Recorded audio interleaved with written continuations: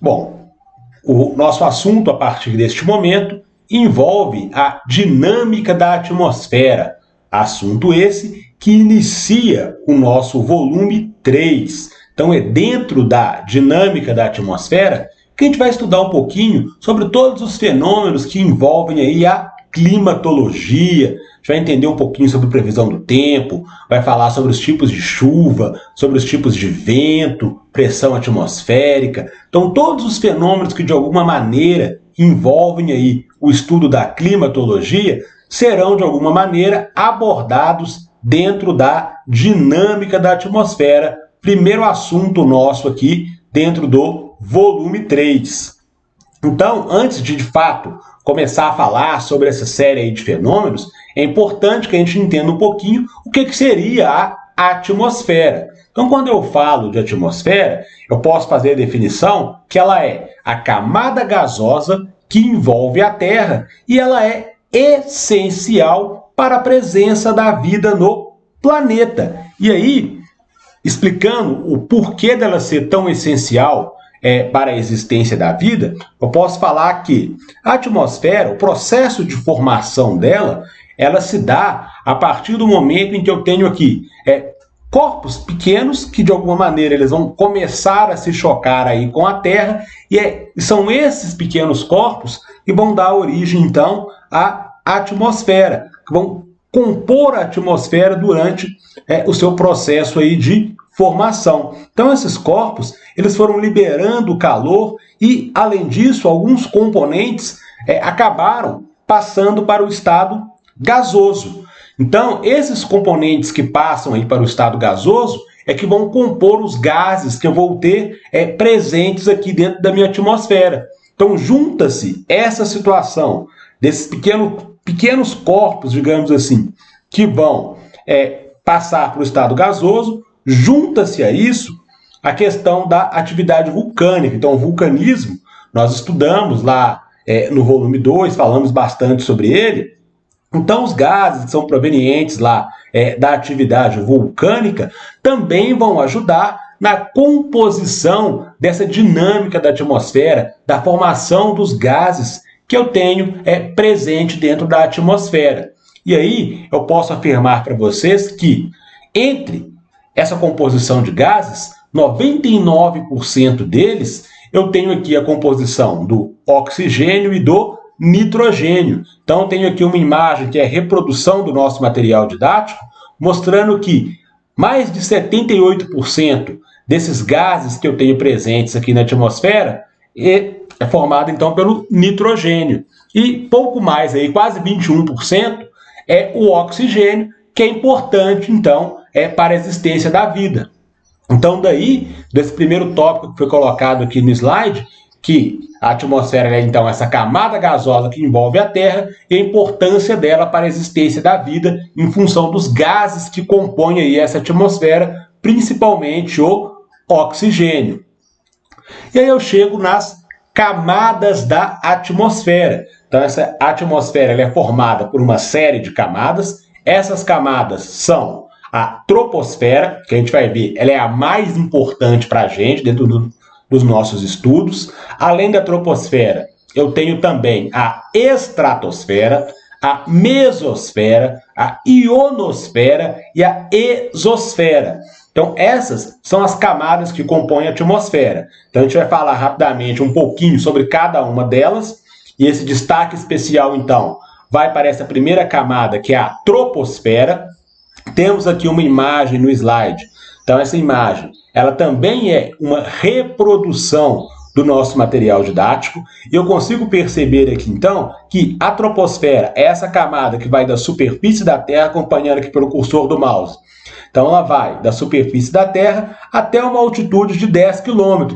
Então, da superfície até 10 km de altitude, eu tenho a formação da troposfera. Então, na troposfera, eu tenho cerca de 90% de todos os gases que compõem aí a atmosfera, eles estão presentes dentro desta camada, dentro da troposfera. E é nesta camada que vão ocorrer aí os principais fenômenos meteorológicos que a gente vai estudar aqui com o andamento das nossas aulas. Quais seriam esses fenômenos? Então, estou falando aqui, por exemplo, da formação das chuvas, formação dos ventos, formação também das nuvens. Então, a gente vai entender tudo, como que isso acontece. Então, todos esses fenômenos, eles ocorrem, eles se dão aqui dentro da troposfera. Por isso que eu estou falando que ela é a camada mais importante para a gente aqui quando a gente estuda a atmosfera. Uma outra informação muito importante sobre a troposfera diz respeito à variação da temperatura dentro dessa camada. Então, na troposfera, quanto maior for a altitude, menor será a minha temperatura. Então, posso afirmar que, mais ou menos a cada 1 quilômetro de altitude, eu tenho uma queda na temperatura em torno de 6,5 graus. Então, a cada 1 quilômetro, a cada 1.000 metros de altura, eu tenho uma redução, uma diminuição de 6,5 graus na minha temperatura. Então, isso é comum a gente observar. Se eu saio, por exemplo, de um local mais baixo dentro da cidade e vou me direcionar para áreas mais elevadas, eu consigo perceber que nessas áreas mais elevadas eu tenho ali quedas de temperatura. Então, é em função dessa situação que envolve a troposfera. Quanto maior a altitude, menor será a minha temperatura. Então, essa variação chega aí em torno de 6,5 graus a cada 1 quilômetro de altitude. Então, é importante lembrar dessas informações quando a gente estuda aqui a troposfera. Chegamos à próxima camada, que é a estratosfera, e na estratosfera, a temperatura aqui, ela aumenta com a altitude, é o inverso da camada anterior. Então, isso aqui vai acontecer em função da proximidade com a camada de ozônio. Então, quando eu observo aqui a estratosfera na imagem do slide, ela vai pegar aqui dos 10 quilômetros de altitude até próximo dos 50 quilômetros de altitude.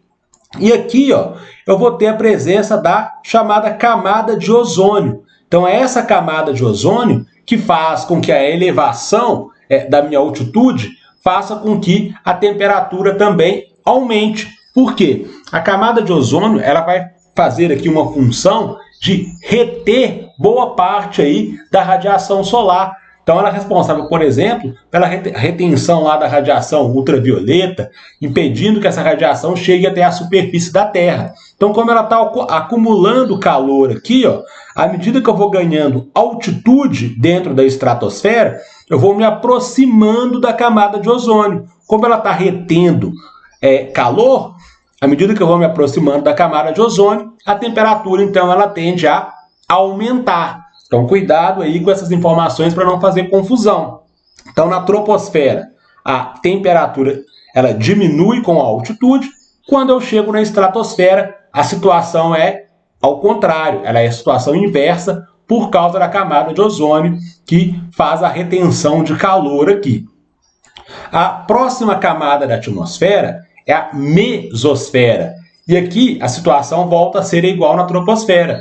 As temperaturas elas diminuem com a altitude em função do distanciamento da estratosfera. Então, a mesosfera aqui, ó, de 50 km de altitude até 80 km de altitude. Então, eu estou distanciando, estou aqui na mesosfera. À medida que eu vou ganhando altitude, eu vou distanciando da camada de ozônio que está retendo calor. E aí a temperatura ela vai, então, diminuindo gradativamente. Então, à medida que eu vou distanciando da estratosfera, a temperatura diminui. Então, quanto maior a altitude, menor a temperatura dentro da mesosfera. Próxima camada, que é a ionosfera, também chamada de termosfera. Então, é comum encontrar qualquer um dos dois nomes aí, ou ionosfera ou termosfera. Então, essa camada abriga aqui os principais satélites que são enviados ao espaço aí pelo homem. Então, acredito que muitos aí tenham, por exemplo, TV por assinatura em casa. Essa TV por assinatura funciona lá via satélite. Uma Sky, por exemplo, uma Oi. A Claro ela tem agora também a função de transmissão de TV via satélite. Então, esses satélites das emissoras, das operadoras de TV por assinatura, eles estão localizados exatamente aqui na termosfera. Por isso que se eu olhar para o céu, eu não consigo observar a chegada do sinal aí de televisão ou observar a presença desses satélites. Eu tenho que ter na minha casa uma antena específica para fazer a captação desse sinal que está sendo transmitido de um satélite que está presente lá na termosfera. Então é ali que eu tenho a localização dos principais satélites aí, principalmente com a função de comunicação, envios de dados, internet via satélite, TV por assinatura. Então são várias as informações transmitidas aí por satélites, satélites de monitoramento. Então todos eles estão aqui dentro da ionosfera ou da termosfera. Próxima camada aqui, que é a exosfera. Então ela é a parte exterior da atmosfera. Então aqui os gases eles praticamente deixam de existir. Eu quase não tenho mais a presença de gases aqui quando eu chego na exosfera, que é a parte exterior aí, saindo da minha atmosfera.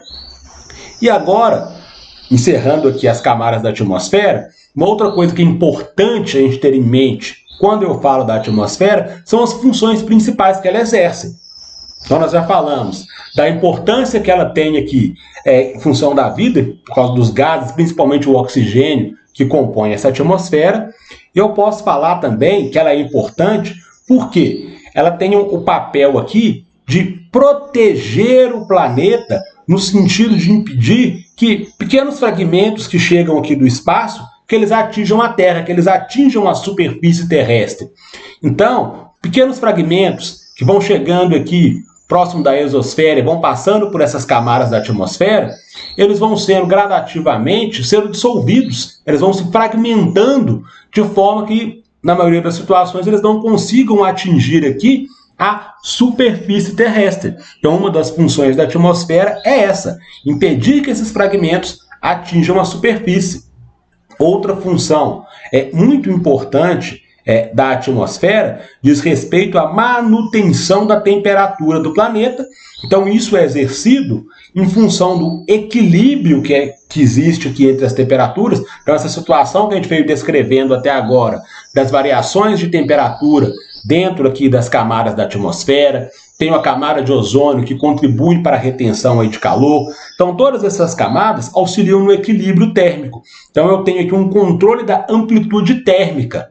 Amplitude térmica é a diferença entre a maior e a menor temperatura. Então, essa variação de temperatura entre a maior e a menor, que ocorre, por exemplo, entre o dia e a noite, é uma variação que ela é suportada pelo ser humano. Porque se eu tivesse, por exemplo, áreas de deserto, nas áreas de deserto a gente sabe que eu tenho lá temperaturas elevadas durante o dia e quedas bruscas de temperatura ao longo da noite. Então, eu tenho uma amplitude térmica muito maior em áreas de deserto. E aí, a atmosfera ela tem esse papel de fazer essa regulação, de controlar essa amplitude, fazendo com que ela possa ser suportada, digamos assim, pelo ser humano. Então, é um outro papel que a atmosfera exerce para garantir aqui a existência da vida na Terra. Então, ela contribui para o controle, o equilíbrio da amplitude térmica, ajuda na proteção desses fragmentos que chegam aqui à Terra através do espaço. Então, ela ajuda a evitar que eles atinjam a superfície. E eu tenho os gases que compõem a atmosfera. Daí, a importância tão grande de estudar a atmosfera dentro aqui do início do volume 3 do nosso material didático. Chego agora ao assunto que é a circulação da atmosfera. Se vocês lembrarem lá no volume 2, quando a gente falava das correntes de convecção do magma, a situação que envolve aqui a atmosfera ela é bem semelhante. Então, a gente pode fazer uma analogia com essas correntes de convecção que nós estudamos. Então, de maneira geral, o que ocorre? O ar quente ele é mais leve, ele é menos denso. Então, o ar quente ele tende a subir, ele tende a ganhar altitude, e o ar frio, o que acontece? Ele é mais pesado, mais denso. Então, ele tende a descer, que é a imagem que está sendo representada aqui no meu slide, ó. Então, o ar quente menos denso, ele vai subindo. Então, nós falamos que dentro da troposfera, quanto maior a altitude, menor a temperatura. Então, esse ar quente, à medida que ele vai ganhando altitude aqui, ó, esse ar quente ele tende a começar a se resfriar. Então, quando ele atinge um determinado patamar aqui de altitude, o que vai acontecer? As temperaturas serão menores e ele retorna para a superfície. Então, a circulação da atmosfera ela se dá dessa maneira, com o ar quente sempre subindo, que é o que está representado aqui na imagem do slide, e o ar frio descendo. Então, dessa forma que acontece a circulação da atmosfera, e isso vai gerar para a gente o que eu vou chamar de áreas de baixa pressão e áreas de alta pressão. Então, isso é importante para a gente. Então, de maneira geral, os ventos eles vão se deslocar das áreas de alta pressão para as áreas de baixa pressão, que é o que está sendo representado aqui no nosso slide. As áreas de alta pressão, eu posso chamá-las de anticiclone, então é comum a gente encontrar esse nome. Áreas anticiclonais, estou falando de áreas de alta pressão, ou áreas ciclonais, então são as áreas de baixa pressão. E aí, para facilitar um pouco o nosso entendimento, a gente vai entender o seguinte, que o vento ele sempre vai de alta para baixa pressão. E aqui uma brincadeira que eu gosto de fazer, até quando a gente está em sala de aula presencial, eu falo o seguinte, que o vento ele não gosta de frio. Então, o local que está frio, o que o vento faz? Ele vai se deslocar dessa área que está fria e sempre vai procurar uma área mais quente. Então, sempre que eu falar de áreas de alta pressão, eu posso associar alta pressão com baixas temperaturas. E quando eu falar de baixa pressão, eu posso associar com áreas em que eu vou ter temperaturas mais elevadas.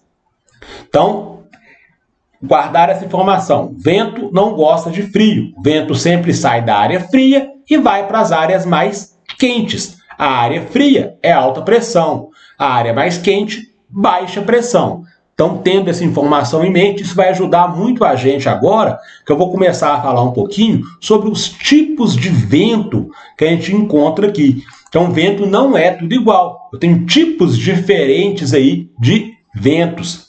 A gente vai estudar 3 que são importantes para a gente aqui. O primeiro deles é as brisas litorâneas.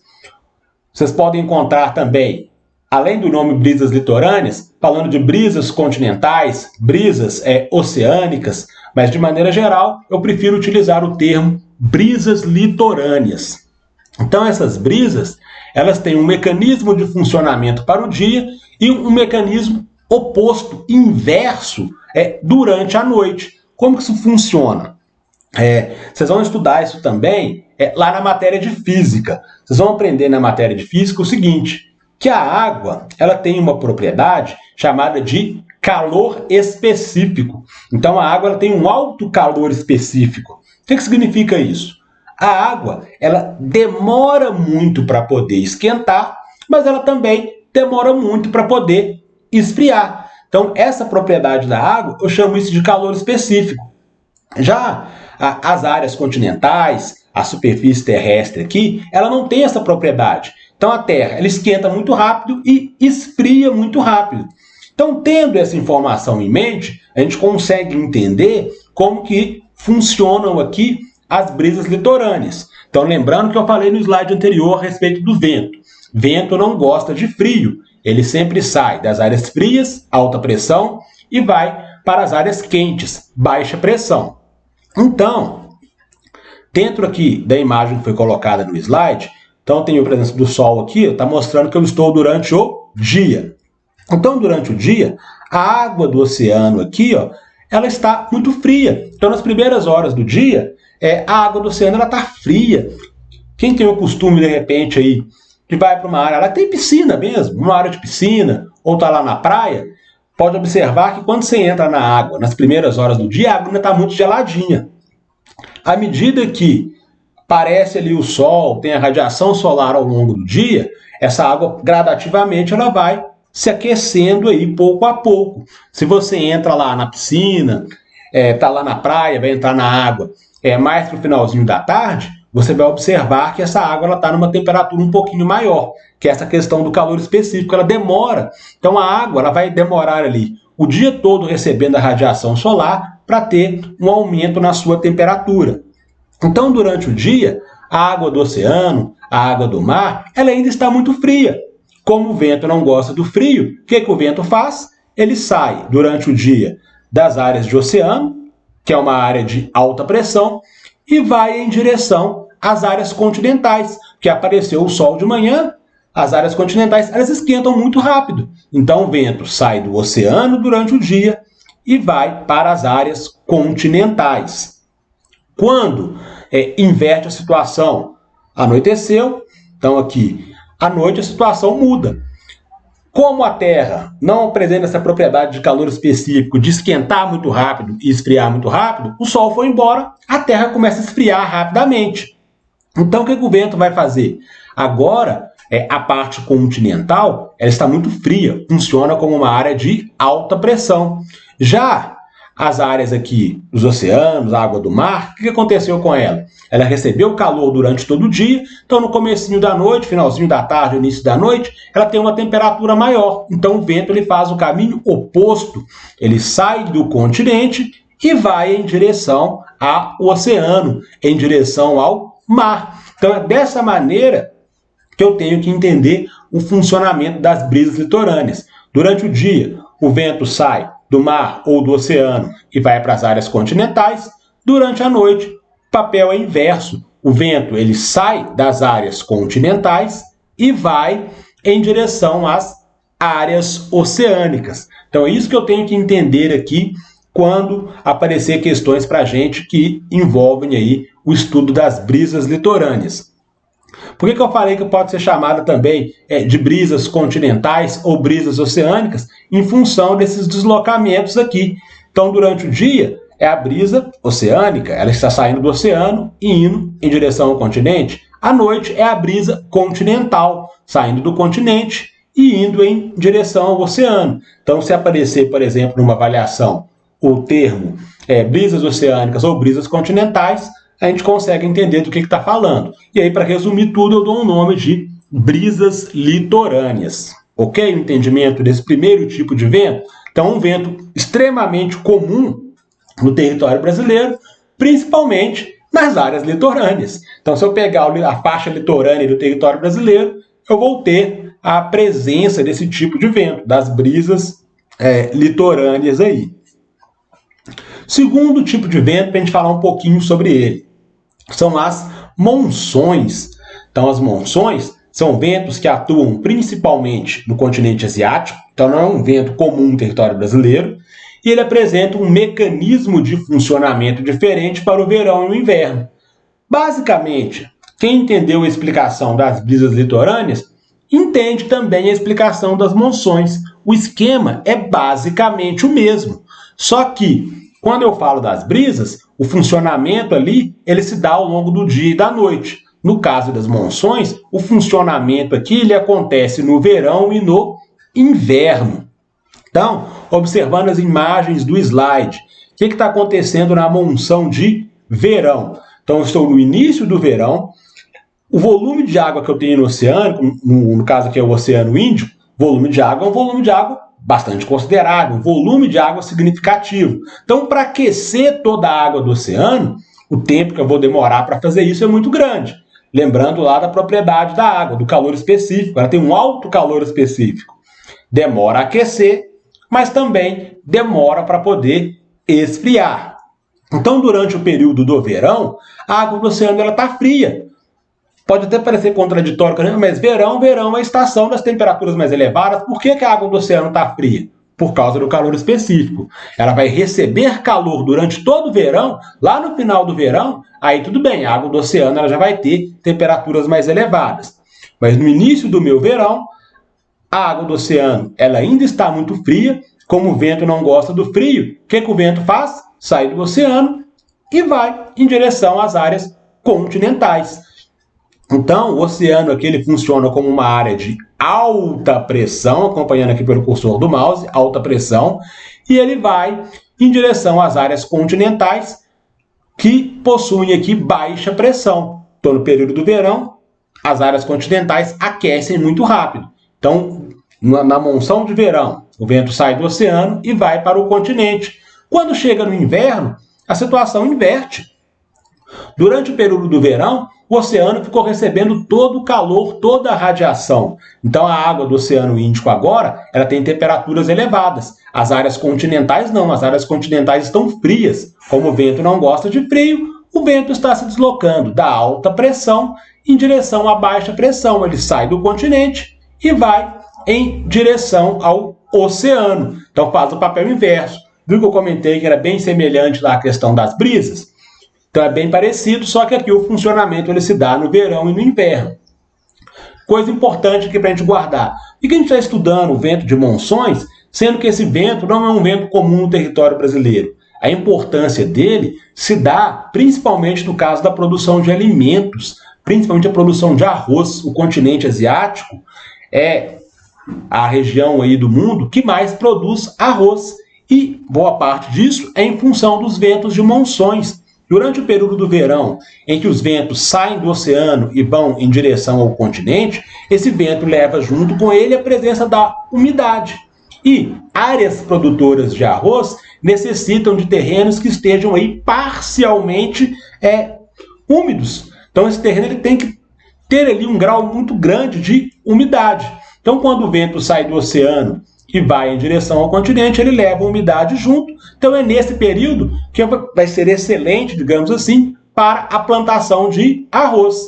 Quando chega o período do inverno, o vento ele faz o caminho contrário, saindo do continente e indo em direção ao oceano, ele leva também parte dessa umidade. Então as áreas que antes estavam úmidas não estarão tão úmidas assim, é o período da colheita do arroz. Então o vento de monções ele é importante nesse sentido, na produção de alimentos, principalmente a produção de arroz. Então o continente asiático é o maior produtor de arroz aí de todo o globo. Então ele acaba mandando esse arroz para boa parte do mundo. No caso brasileiro, nós temos áreas aqui no Brasil que produzem arroz, áreas no Pantanal, áreas na região norte, na região amazônica, que também são áreas que ficam parcialmente inundadas em algumas épocas do ano, então favorece o cultivo de arroz aqui no Brasil. Só que a realidade brasileira não é a realidade de boa parte dos países aí do mundo. Então isso faz com que o arroz asiático seja importante aí para se deslocar ao redor do mundo. Próximo tipo de vento são os ventos alísios. Esses ventos, eles sempre vão soprar aqui, entre aspas, dos trópicos em direção ao Equador. E aí a explicação para isso é bem simples. Já que a gente já sabe agora que vento não gosta de frio, quando eu pego as áreas próximas dos trópicos de Câncer ou trópico de Capricórnio, o que vai acontecer ali? As temperaturas elas serão menores do que as temperaturas próximas às áreas perto aqui da linha do Equador. Então, qualquer região próxima à linha do Equador apresenta temperaturas elevadas. Então, o vento ele vai sair das áreas aí dos trópicos ou de Câncer ou de Capricórnio, que eu tenho temperaturas menores, e vou em direção à linha do Equador, porque ali as temperaturas são mais elevadas, funciona como uma área de baixa pressão. As áreas dos trópicos, a outra imagem aqui do slide mostrando, é uma área de alta pressão. E as áreas próximas ao Equador funcionam como baixa pressão, serão áreas receptoras de ventos nesse cenário. Então é dessa forma que eu entendo os ventos alísios. Tem um outro tipo de vento, que é o chamado contra-alísio. O que seriam os contra-alísios? No caso, como o vento ele sempre se desloca da área de alta para baixa pressão, os ventos aqui próximo das regiões dos trópicos, então ele vai sair das áreas tropicais e vai em direção aos polos. Só que quando eu chego ao polo, o que acontece? As áreas polares apresentam temperaturas menores do que as áreas próximas aos trópicos. Então esse vento ele sai do trópico, vai em direção ao polo, chega aqui a temperatura ela é menor do que no trópico, ele retorna. Então é o vento contra-alísio. Então eu tenho os ventos alísios e também tenho os contra-alísios. Então esses são os tipos de ventos mais importantes aí para a gente. Chego aos tipos de chuvas. Então os tipos de chuvas, então chuva também não é tudo igual. Então são 3 os tipos de chuvas que a gente vai estudar aqui. O primeiro deles é a chuva frontal. Então a chuva frontal é o encontro de 2 massas de ar de características diferentes. Então uma massa de ar foi formada numa região com temperaturas mais elevadas, é uma massa de ar quente. Quando eu falo massa de ar, eu estou falando de uma nuvem. E uma outra massa de ar foi formada, uma outra nuvem que foi formada em uma área com temperaturas menores. Então, uma nuvem quente e uma nuvem fria. Então, essas duas nuvens, elas vão se chocar aqui, de frente uma com a outra. Daí o nome chuva frontal. Então, quando uma nuvem se choca frontalmente com a outra, o que vai acontecer? Essas duas nuvens, elas vão se misturar uma à outra ali. Então, nesse momento em que as duas nuvens estão em contato uma com a outra, é nesse momento que vai se iniciar a chuva. Então, a chuva frontal, ela ocorre dessa maneira. Uma massa de ar quente e uma fria, as duas entram em contato ali, uma massa está indo numa direção, que é o que está mostrando aqui a imagem do slide, ó, e a outra massa indo no sentido oposto. Elas vão se chocar. O tempo em que elas estiverem em contato é o tempo em que estará chovendo. Quando passar o contato dessas duas massas, cada uma vai seguir o seu caminho ali normalmente. Só que a nuvem, quando uma se choca com a outra, ela não vai ter aumento de velocidade, diminuição de velocidade. Ela vai continuar no mesmo ritmo que ela estava. Então, quando eu falo de uma chuva frontal, é aquela chuva que é uma chuva mais fininha, mas que dura um longo período de tempo. É aquela chuva fininha que dura o dia todo. Por isso, ele é uma chuva fina e longa. Então, quando a gente observar agora esse tipo de chuva, já posso afirmar que essa chuva é classificada como sendo a chuva frontal. É a chuva fininha, mas que dura durante o dia praticamente todo aí chovendo. Outro tipo de chuva é a convectiva. A chuva convectiva é o encontro também de duas massas de ar distintas, só que agora elas não vão se chocar mais frontalmente, elas vão apenas se tangenciar em algum momento. O que é tangenciar? Para encostar uma nuvem na outra. Então, quando essas nuvens encostarem uma na outra, nesse momento é que vai começar a chover. Como o período de tempo em que essas nuvens vão manter contato ali entre elas é pequeno, eu posso falar que a chuva convectiva é aquela chuva forte, mas que passa num período de tempo muito curto. Então, ela é a chuva curta e grossa, que é o que está mostrando para a gente aqui no slide. Então, eu tenho a ascensão do ar aquecido aqui com o ar frio. Então, a nuvem fazendo esse movimento que está sendo mostrado aqui pelas setas no slide, ó, dessa situação, em algum momento, elas vão se tangenciar, vai encostar uma na outra. Nesse momento, começa a chover, é aquela chuva muito forte, mas que tende a passar aí em um curto período de tempo. Próximo tipo de chuva é a chuva orográfica, também chamada de chuva de relevo. Então, ela é caracterizada por uma barreira física. Então, vou ter uma barreira física, normalmente a presença do próprio relevo, que vai impedir a passagem das nuvens, impede a passagem das massas de ar, que é o que está sendo representado aqui na minha imagem. Então, essa nuvem, quando ela está lá carregada com umidade, próximo de iniciar aí uma chuva, o que vai acontecer? Quando ela se choca com essa barreira física, que é o relevo, ela faz com que essa umidade seja praticamente toda ela descarregada de um lado do relevo, e aí, quando chove, praticamente tudo, toda a umidade que a massa de ar possui, ela vai ser descarregada aqui, ela fica mais leve, e aí ela consegue passar para o outro lado do relevo, porém, agora ela já não tem mais tanta umidade assim para fazer com que provoque chuvas aí do outro lado. Então, a chuva orográfica de relevo ela é caracterizada pelo encontro da massa de ar com essa barreira física, o que normalmente é o relevo. Então, tem aqui uma outra imagem do lado. Ó. Quando essa nuvem se choca com o relevo, eu tenho uma área chamada de barlavento. Quando essa nuvem perde a umidade, fica mais leve e consegue passar para o outro lado da minha barreira física, eu tenho uma área de sotavento. Então, é comum a gente encontrar esses termos aí, barlavento e sotavento, relacionados com a presença da chuva orográfica. Então, a gente vai ver em aulas posteriores, a gente vai falar um pouquinho mais sobre a chuva orográfica, associando essa chuva orográfica com parte da explicação para a escassez de chuvas na região nordeste aí do território brasileiro.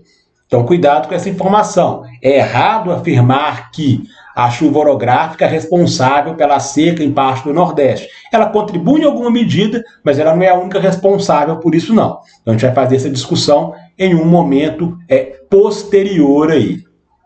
E, caminhando para o final da nossa aula, a gente sempre encerra com algumas questões, mostrando como que os assuntos que foram discutidos na aula aparecem para a gente aqui nas avaliações. Então, a questão número 1, observe a figura abaixo e responda. Qual é o nome da camada atmosférica delimitada pela seta de duplo sentido, onde ocorrem os fenômenos meteorológicos e a atividade atmosférica? Então, na imagem aqui, ó, a seta de duplo sentido, ela aparece aqui na minha imagem. Tenho aqui a presença de um balão, presença de uma massa de ar, de uma nuvem aqui, mostrando a questão da chuva.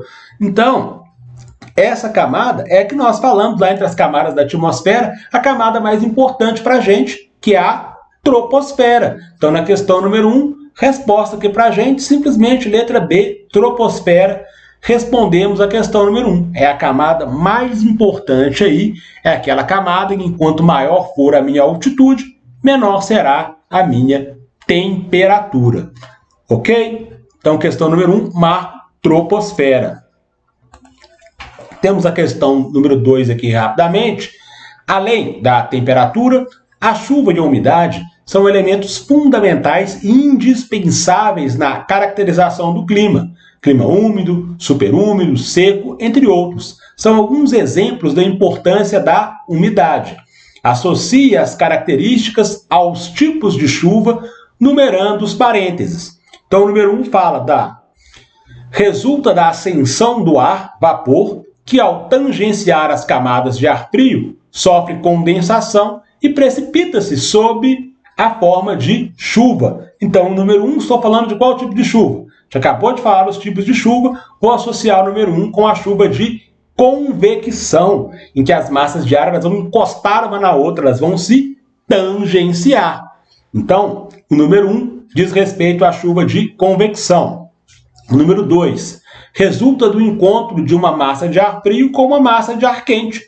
Essa é a chuva frontal. Então, as duas massas de ar elas vão se chocar uma com a outra, provocando aquela chuva fina, mas que dura aí boa parte do dia. Então, chuva frontal para o número 2, estou falando da frontal, e o número 3 resulta do deslocamento horizontal do ar e posterior contato com regiões elevadas, serras e montanhas.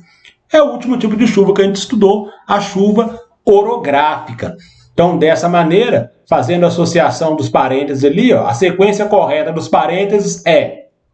Então, eu vou ter lá 2, 1 e 3, letra A para a questão número 2. Com isso, chegamos aí ao final da nossa aula. Na próxima semana, mais conteúdos aí de geografia. Grande abraço.